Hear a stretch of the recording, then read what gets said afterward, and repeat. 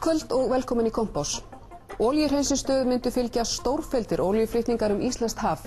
Í þættinum í kvöld höldum við áfram umfjöllun olíuhreinsistöð á Vestfjörðum og ræðum meðal annars við ríkisstjóra Alaska í tíð Exxon Valdez-slysins sem sendir Íslendingum varnaðarorð.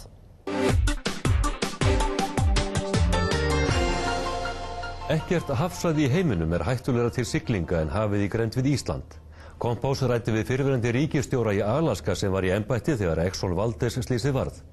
Hann ráðleggur Íslendingum að hafa varan á gagnvart flutningum á hráolíu, en ekki síður flutningi afurðanna því það sé á ferð eitruð efni sem geti stórskaðað lífríki hafsins.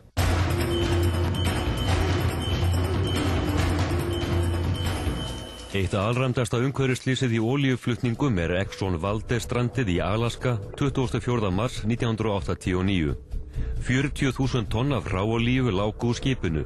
Þetta var áfall fyrir Alaska fylkið þar sem olíuiðnaðurinn hafði verið til þessa í sátt við umhverfisvæna ímynd þessara óspilltu norðurslóða.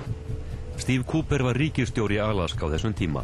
If you are taking on crude and putting it through a refinery, as you will be in Iceland, and then putting it on a product tanker to be shipped to wherever the destination is, there is a risk. And it's a different type of risk, and it needs to be defined by people who know that sector very well. There are such experts in the world.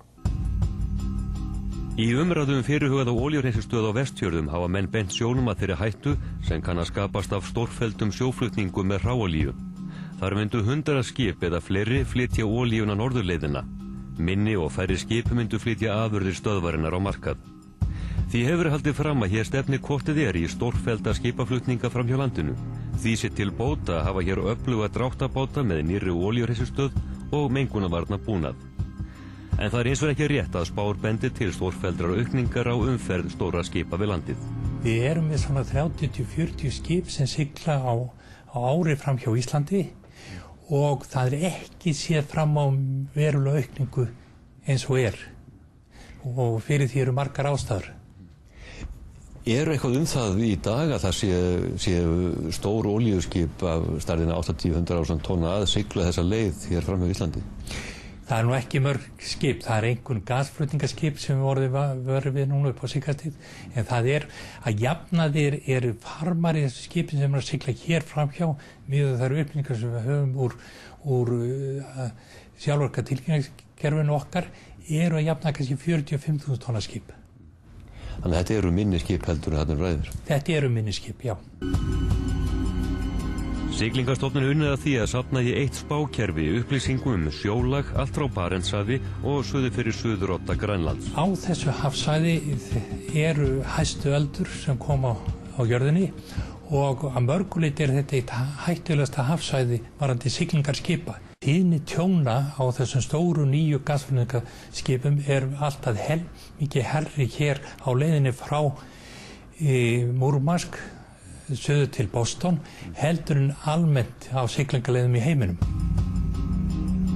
Aðal áhyggjuefni hvað varðar siglingaleiðina norður fyrir landið hafíshættan og það hætta sem Siglingastofnun hefur lítið metið. Það þarf verulegt átak ef við ætlum að ná tökum á að sigla gegnum hafís. Hvað þarf að gera þá? Ef við lítum til Kanadamanna, þá hafa þeir komið upp stóri rannsóknarstöð þar sem fylgst með hafís. Þeir nota alla tiltekna tækni, gervitunglatækni og mælingar og siglingar á skipum, fljúga yfir reglulega yfir skipin. Ef siglingar aukast þá nauðsynlegt að taka á þessu. Miklu mun meira eftirlit með hafís. Þetta hættulegt svæði, það fer ekkert á milli mála og það heldur ekki mikið reynsla. Skipstjórnarmenn sem sigla frá Múrmansk til Kanada sitja ekki með mikla reynsla þessu hafsvæði. Á síðustu árum hefur dregið mjög úr mengunarslysum í skipaflutningum á olíu.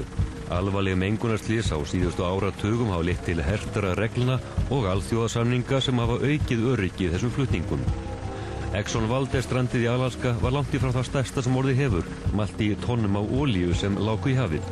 En það vakti mikla athygli og herti og andúð náttúruverndarsinna gagnvart olíuiðnaðinum.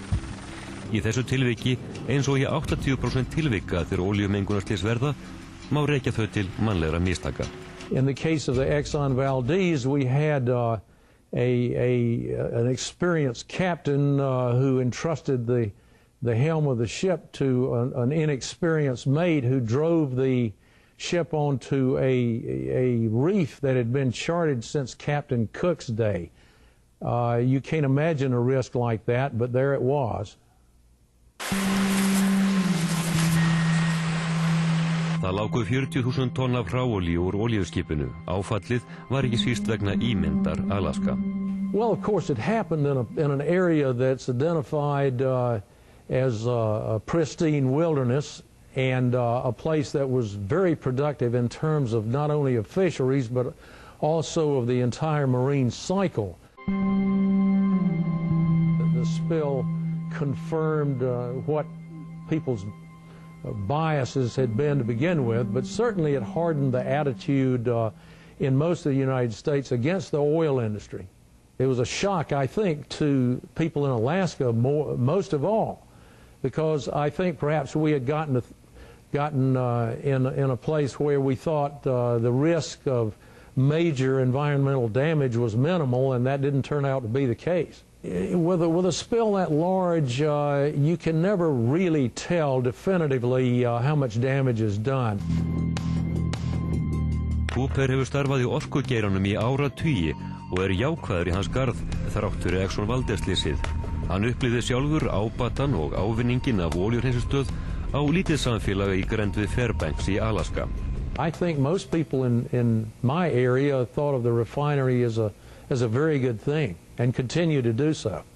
That Alaska is a place where people understand the nature of the oil industry, and it's accepted, as it should be, as the main industry of the state. Þessi olíuhreinsunarstöð í Alaska var svo síðasta sem reist var í Bandaríkjunum. Ný stöð hefur ekki reist þar í landi í 30 ár.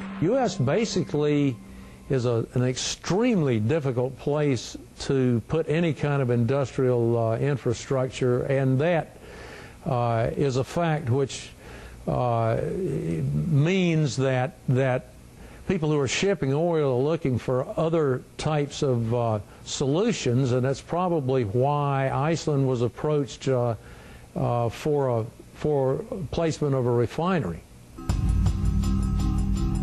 Stórfelldir flutningar á olíu íslenskt haf mun alltaf fela í sér áhættu. Cooper bendir á að Íslendingar megi ekki einblína á áhættuna á mengunarslysi vegna hráolíunnar.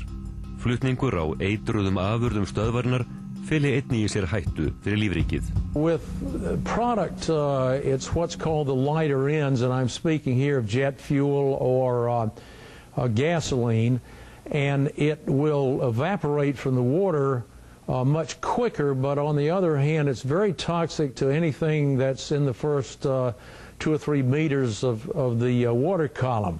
Usually the first thing that dies is the plankton that are in the top layer of the water column, and of course that's the basis for the whole food chain.